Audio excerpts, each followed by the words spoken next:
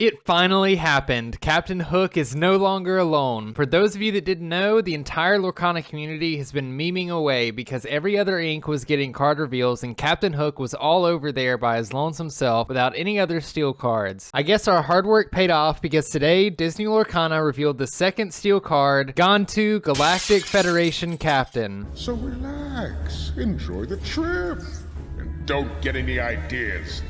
What a steel card to showcase too. I am so excited for this one, being a big fan of Stitch. The art looks amazing. Props to Luis Huerta. Sorry if I'm mispronouncing that. He's the artist for the card. And Kantu is coming into Lorcana just as giant as he was in Lilo and Stitch. He's an 8-cost Storyborn alien captain with a 6/6 stat line and 2 lore. He is also the second assumed legendary card we've seen next to Maleficent Monstrous Dragon. Kantu has the ability Under Arrest, which keeps the characters that are 2 costs or less from challenging your characters. I just have to say, whoever's on the design team for Lorcana is doing phenomenal. In the same way there was depth and flavor with how Aurora and Maldrago interacted with each other, we can immediately see the same thing between Kantu and Stitch Rockstar. Stitch's whole game plan is to play characters that cost 2 or less in order to exert them and draw cards. With Kantu on the other side of the table, this sends all of Stitch's friends to a screeching halt. They can still be played and still draw cards, but ultimately it'll be up to Stitch and stronger friends to take down Kantu.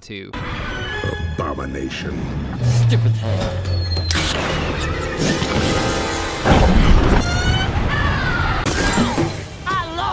One fun thing to note about Kantu is that he's also the second captain card we get next to Captain Hook, both being in steel. We don't really have any reason to believe there won't be more captains outside of steel, but it's just a fun thing to notice since steel has only 2 cards revealed. Like with all the other cards revealed so far, we don't have enough information to really tell how good or bad this card is, but it's a great thing to already see cards that are supposed to serve as hard counters to other strategies. Kantu is essentially an anti-weenie card, meaning his purpose is to counter decks that play a lot of cheap characters. The reason this is good to see is because it means we can expect there to be cards throughout the first chapter that are designed to help combat all the different playstyles, ultimately making an interesting and complex meta by having to consider which tech cards and how many you want to put in your deck. Like I mentioned earlier, Kantu and Maldrago are the only 2 legendary cards revealed so far. You might be looking at these cards thinking to yourself, these seem like pretty niche cards for legendaries, and I think you'd be right. I believe this is being done on purpose, and I hope the other legendaries we see are similarly niche cards. What I mean by this is that for both Kantu and Maldrago, you likely wouldn't want to run 3 or 4 copies of these in your deck ever. They're both cards that serve a pretty specific purpose and are very expensive, so you wouldn't want them to clog up your hand. The reason I hope other legendaries are similarly niche is because if the rarest cards to obtain in the set are cards you rarely would need a full playset for, that will inherently keep costs of singles lower, or at the very least make the decks utilizing these cards more accessible. I've mentioned this from the very beginning, but I think the accessibility is going to be really important for the level of success for Lorcana. Lorcana is going to draw in all kinds of audiences and age groups, and if it's really expensive to obtain singles to build the decks you want, more people are going to be hesitant to fully invest into the game. We all know that casual players are the lifeblood of most card games, so although players who want to compete might be willing to drop $100 on a single card, I think it'll be vital that people who pick up the game casually and have increasing interest in the game have the ability to play decks they want without being too intimidated by the cost. So far, it looks like Ravensburger are moving in a direction to mitigate that, which I couldn't be happier about. Something else Ravensburger has been doing is giving us little hints about the identities of each ink. With the reveal of Kantu today, the Disney Lorcana Twitter said steel glimmers rely on brute force to forge ahead. This leads me to believe steel is going to be an ink that relies on well-statted units to challenge and power their way through their opponent to victory. We can see that with Kantu's stats being one of the biggest so far, second only to Hades, and with Captain Hook and his ability to grow to a 3/2 stat line when challenging an opponent. Last week we got another teaser from Disney Lorcana about the Amber ink with this video of Simba, Pumbaa, and Timon from The Lion King. We didn't get any cards revealed with them, making this the first time we've seen any art outside of some ink art without a correlating card. There was lots of speculation behind this art when it was first revealed. The elephant graveyard and the sand dunes behind the waterfalls make people wonder if it was hinting at a new type of landmark card. Others noticed this art is an homage to the Hakuna Matata scene in The Lion King, leading them to believe maybe this will be a new song card type reveal revealed that would act like an enchantment card in Magic. This theory comes from a quote from Ryan Miller in an old Polygon article where he says the basic idea is there's this place called the Great Illuminary. It is a treasury of all the Disney songs and stories ever made, all the characters, and it's where they're kind of recorded. The players take on this role of an Illumineer, this powerful sorcerer that has the ability to bring these characters to life on the page. Players will be bringing a band of their favorite Disney characters together to adventure in this world. I have to say the quote doesn't feel as solid as the other one being used, referencing going on quests to gain lore, but I like the idea of having song cards in the game, or at the very least enchantments, so we'll see. On the other hand, we did get this hint in the Amber teaser tweet saying purposeful Amber glimmers protect their friends at all costs. We obviously have the Amber card Healing Glow to back up the protection part of this hint, but also when we look at Stitch and Hades, they don't have healing abilities, but instead have abilities that synergize with having multiple friends on the board. Based on this, I'm thinking Amber's identity will be along the lines of going wide and being defensive. I've spent a lot of time thinking about the use of the word purposeful in this tweet, and I can't come up with anything, but for some reason I feel like it stands out. Same thing with the Steel Ink tweet. I feel like the forge word stands out, but I guess it makes sense with steel and forging steel and that sort of thing. Now that the media team has started this trend of hinting what the themes of the different inks are,